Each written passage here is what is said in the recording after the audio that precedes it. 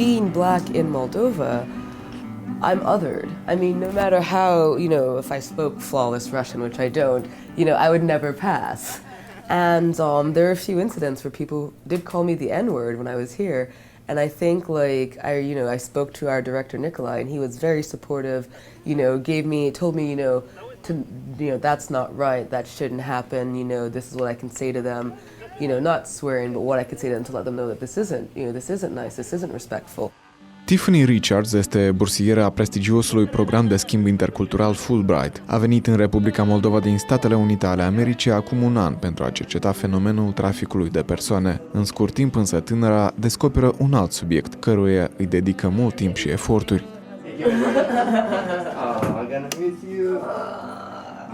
Tiffany a devenit voluntară la Centrul Național al Romilor, chiar dacă la început nu cunoștea prea multe despre această comunitate. In America, there aren't many Roma and people aren't very familiar with the Roma community there. So for me as an American, my exposure to Roma had been primarily in Europe, and there are all these negative stereotypes, all these really, people saying really horrible things that I was shocked that they were doing that, but I wanted to know why. I wanted to know more about this community.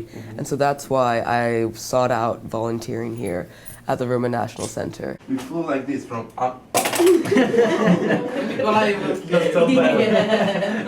Tânăra spune că a interacționat cu multă lume bună la Centrul Național al Romilor. A călătorit prin țară, a vizitat inclusiv orașul Soroca și s-a întâlnit cu liderii comunității romilor. Cea mai mare parte a muncii de voluntar o face însă la birou. Usually this is my work area. Nikolai works here, and then we'll sometimes have Olga, who's our accountant. She'll come in and we'll do different checks on budget updates, where we are in grants, where we are in general funding, and then we have some of the most active students who are usually in here with us. So you've met Shaheen, Diana, we have another student, Artur, and Roman. Zi de zi, principala ocupație a masterandei de Fullbright este să caute oportunități de finanțare pentru activitățile centrului și să scrie proiecte de grant. We had a major grant that was approved in October.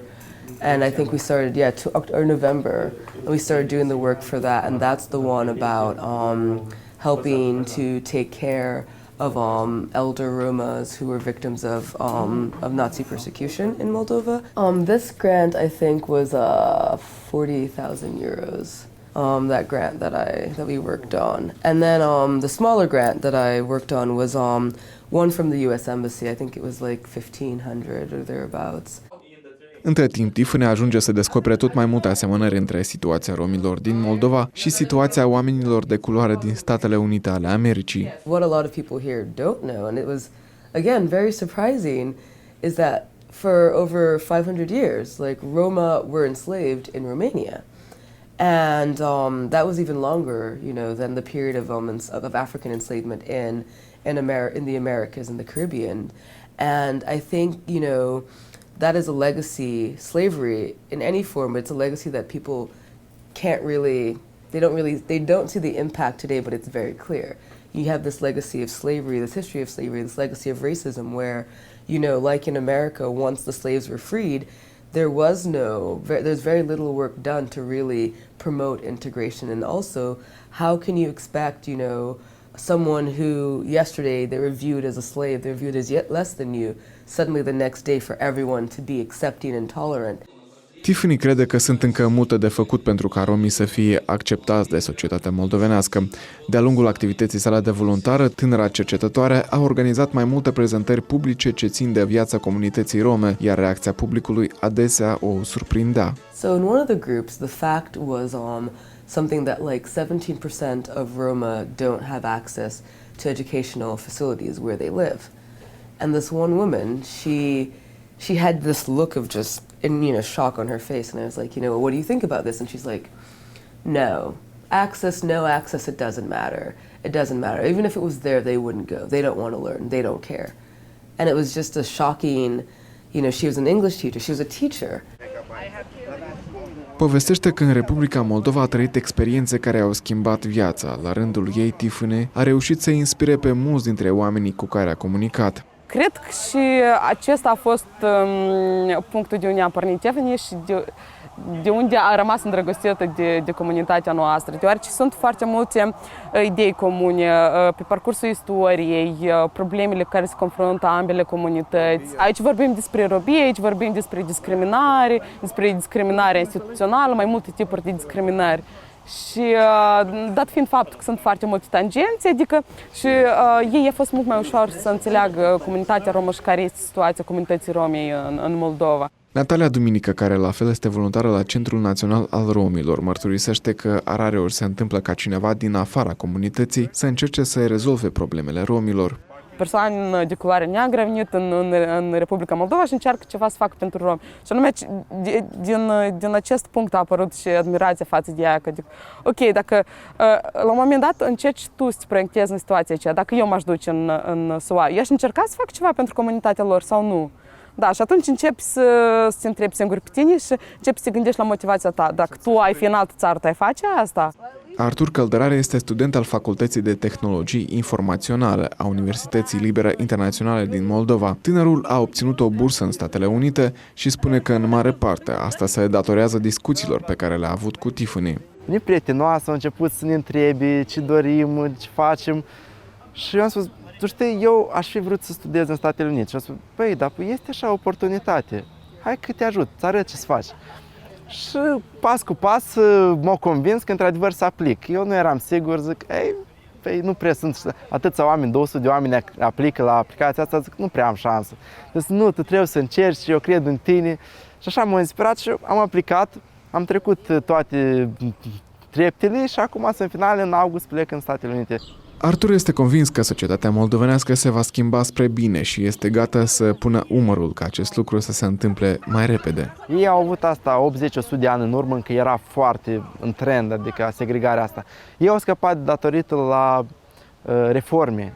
Și reforme nu atât în economie sau reforme în cultură. Ei au investit foarte mult în cultură. La noi, cultura aceasta a fost de mulți ani doar în dansuri, adică mai puțin a fost cultura de educație.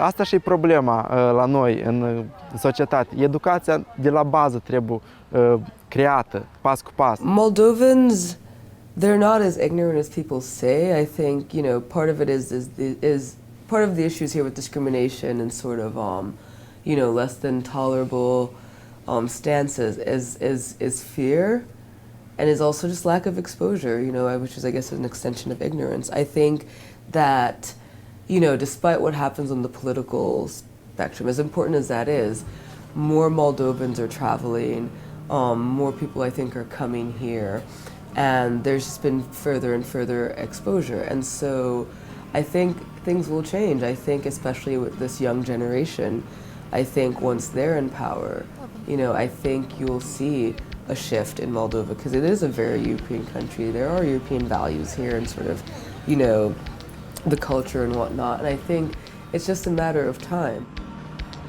Este nevoie de timp și dedicație ca oamenii din Republica Moldova să învețe să lucreze umăr la umăr, crede tânăra. Doar așa, spune ea, poate fi construit un stat eficient. I see that here, that there are so many diverse people. I think the best thing to do would be to strengthen the state. I think the reason why we might see people going towards more ethnic or, linguistical identities is because of all the different things that have happened to Moldova in the last 20 years. And so I think maybe people think it's better to identify as, Gagauzian, or to identify as, Bulgarian or Ukrainian or all these different things, because maybe for them, they see a future, they see more cohesion and success in these groups outside of Moldova. But I think, the best thing would be that, a strengthened, democratic, and, transparent Moldovan state is something that, people will want to be a part of, and it's something that they'll help build. Tiffany Richards și-a încheiat cercetarea în Republica Moldova și se întoarce în SUA. Este sigură însă că va reveni în Moldova. It sounds really cliche, but it really will be the people. It's really the people. I find I've been very lucky in my travels to meet good people. And so I know that that's not something that everyone has. I know that, the people in a place can really make or break it for you. But I would say for me, It's the people. I like the slow pace of life. I know people might complain about that here. I like the slow pace of life. I like the kind of, you know, I feel comfortable here. I feel comfortable. I feel like it's not, you know, Moldovans don't take themselves too seriously. They're genuine. And like when you get to know a Moldovan, you have a friend.